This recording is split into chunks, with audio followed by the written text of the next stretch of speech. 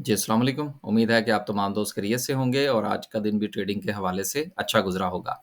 आज माशाल्लाह से अगेन मार्केट ने 250 पॉइंट्स का इज़ाफ़ा दिया।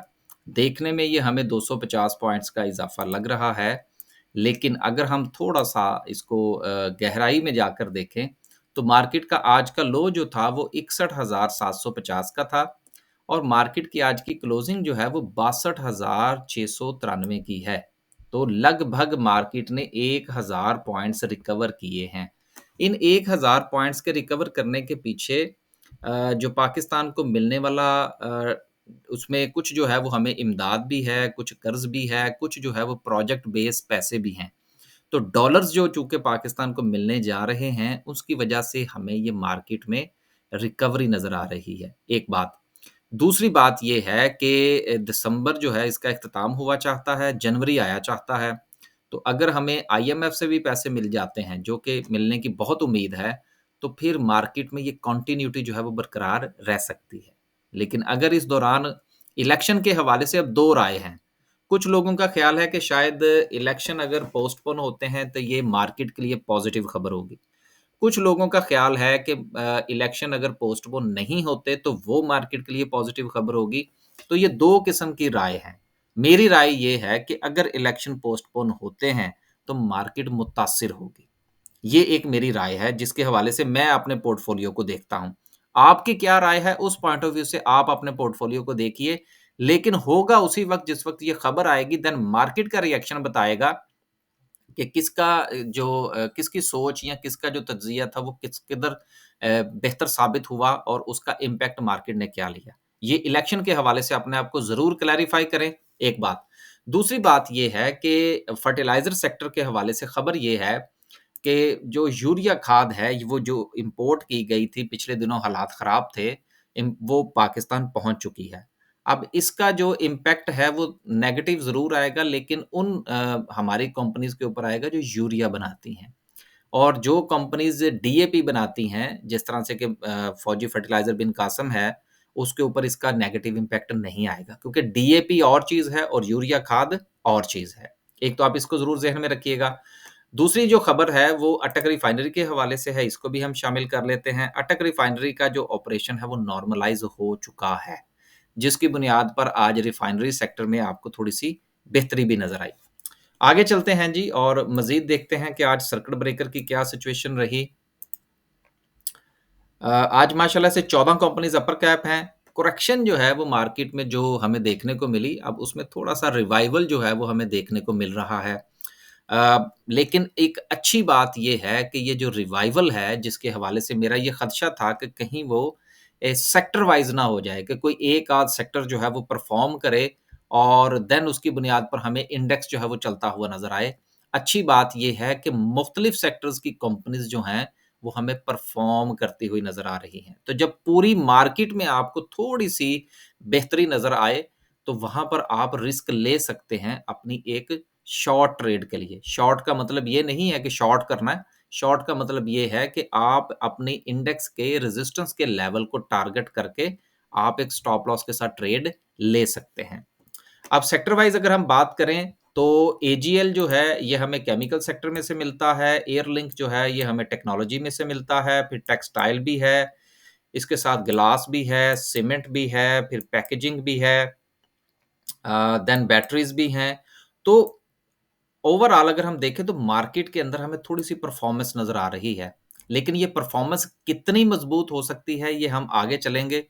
जिस वक़्त कैंडलस्टिक को डिस्कस करेंगे तो फिर इंशाल्लाह हम कोई ज़हन बनाएँगे इस हवाले से। आगे चलते हैं, लोअर कैप की बात करते हैं कि लोअर कैप में क्या सिचुएशन रही, तो लोअर कैप में कुछ नहीं है। अनाउंसमेंट्स हैं एक, ये न्यूज़ थी, ये भी मैंने सोचा कि मैं शामिल कर लूँ कि बहुत सारी जो कंपनीज़ हैं, उनको स्टॉक एक्सचेंज की तरफ से नोटिसेस इश्यू हुए हैं कि वो एक्सप्लेन करें कि उनके शेयर्स में प्राइस जो है वो इस कदर एस्केलेट क्यों की है। इसके लिए उन्होंने रिटन उनसे एक्सप्लेनेशन माँगी है। इससे आपको परेशान होने की कोई ज़रूरत नहीं है कि ये हर कंपनी को इश्यू हुए हैं। जिस कंपनी के शेयर्स में आपको बढ़ोतरी नज़र आई, उन कंपनीज़ को इन्होंने ये इश्यू किए हैं। ये एक कागज़ी कार्रवाई है, ये एक प्रोसीजर है स्टॉक एक्सचेंज का कि वो उनसे पूछें कि जी आपके शेयर्स की प्राइसेज़ में इज़ाफ़ा क्यों हुआ? अब यहाँ पर एक सवाल तो ये भी बनता है कि जिस वक़्त मार्केट गिरी थी और ये जो मार्केट में से पॉइंट्स निकले और शेयर्स की प्राइसेज़ जो है वो नीचे गईं, लोअर लॉक्स लगे, तो तब भी फिर स्टॉक एक्सचेंज को जो है वो इनको जो है वो नोटिसेज़ इश्यू करने चाहिए थे। तो बहरहाल ये मार्केट का एक समझ लीजिए कि रोज़ाना की बुनियाद पर एक कागज़ी कार्रवाई होती है। इससे इससे परेशान होने की कोई ज़रूरत नहीं है। ये 1-2 मैसेजेज़ मुझे आए थे कि जी ये नोटिस इश्यू हो गए हैं कंपनी को, तो मैंने सोचा कि मैं साथ में एक्सप्लेन कर दूँ। आगे चलते हैं जी, ओवरऑल मार्केट की सिचुएशन देखते हैं और कि किस-किस कंपनी ने कितना जो है वो परफ़ॉर्म किया और सेक्टर वाइज़ क्या सिचुएशन रही। माशाल्लाह से आज रिफाइनरी सेक्टर ने 77 पॉइंट्स डाले हैं, ऑयल एंड गैस ने 60 है, मार्केटिंग भी शामिल है। सीमेंट सेक्टर ने भी परफ़ॉर्म किया जैसा कि अभी हमने पहले बात की। टेक्सटाइल सेक्टर के भी कुछ शेयर्स शामिल थे। लेकिन जो हमारा पावर जनरेशन का सेक्टर था, जिसमें कल हमें थोड़ी-सी बेहतरी आती हुई महसूस हो रही थी कि शायद इनको पैसे मिलने जा रहे हैं और पता नहीं क्या हो जाएगा। देखें ये चीज़ें जो हैं ये न्यूज़ के साथ-साथ थोड़ा-सा इम्पैक्ट तो जनरेट कर रही हैं, लेकिन ये सस्टेनेबल अभी मुझे कुछ इतना होता हुआ नज़र नहीं आ रहा। रोज़ाना की बुनियाद पर जिसको हम लोग कहते हैं वो तो इम्पैक्ट हमें मार्केट में नज़र आ रहा है, लेकिन स्ट्रेंथ बनती हुई नज़र नहीं आ रही। उसकी क्या वजह है? अगर हम स्ट्रेंथ के हवाले से बात करें तो इसके लिए हम डायरेक्टली चार्ट पर चलते हैं, साथ में हम कैंडलस्टिक को भी डिस्कस कर लेंगे कि आप जिस दिन से मार्केट ने अपने आप को करेक्शन फ़ेज़ में लिया है, अगर आप ये देखिए तो मार्केट का वॉल्यूम जो है ये कम होता हुआ नज़र आ रहा है। गो के मार्केट में हमें जो रिस्पेक्ट है सपोर्ट की, वो तो हमें नज़र आ रही है, लेकिन मार्केट में वॉल्यूम नहीं है। इंटरेस्ट जो है ये कम नज़र आ रहा है लोगों का। ये वक़्ती तौर पर हमें ये ऐसा महसूस हो रहा है। लेकिन आप ये ज़रूर देखिएगा कि इंशाल्लाह अगर कल ये वॉल्यूम जो है ये इतना ही डिक्रीज़ करता है, जिस तरह से कि ये मैंने इसकी एक ये ट्रेंड लाइन बनाई है, तो देन आपको यहाँ से एक बाउंस बैक मिलने के चांसेस होते हैं। ये आप ज़रूर ज़हन में रखिएगा। इससे इंशाल्लाह आपकी जो ट्रेड होगी, जब आप वॉल्यूम को भी साथ लेकर चलेंगे, तो एक अच्छा बाउंस बैक देखने को मिल सकता है मार्केट में। इसको आप जो है वो इग्नोर ना कीजिएगा, एक बात।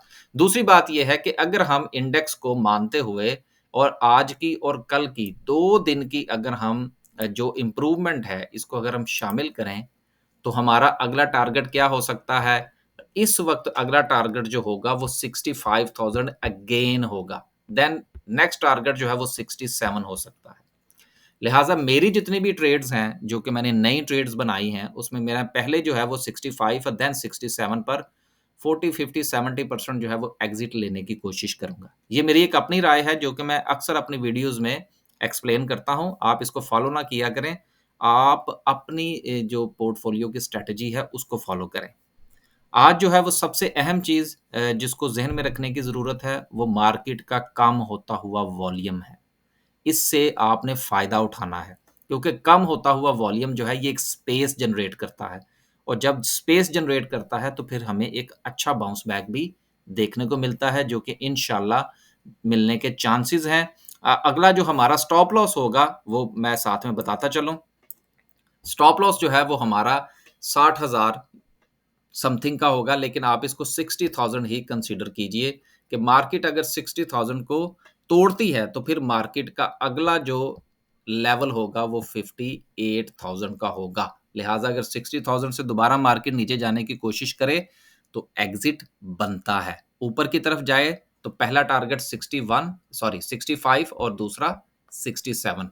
स्टॉप लॉस के बगैर अगर आपने ट्रेड लेनी है, तो मेरा ख्याल है कि अभी आपको इंतज़ार करना चाहिए। ये वक़्त जो है ये स्टॉप लॉस का है। यहाँ से अगर आपको बाउंस बैक मिलता है जैसा कि अभी मैंने बात की वॉल्यूम के नतीजे में, तो फिर अगर आप बगैर स्टॉप लॉस के भी ट्रेड लेना चाहें तो ले सकते हैं। अब तक के लिए सिर्फ़ इतना ही। इंशाल्लाह एक नए व्लॉग के साथ हाज़िर होंगे। अल्लाह हाफ़िज़।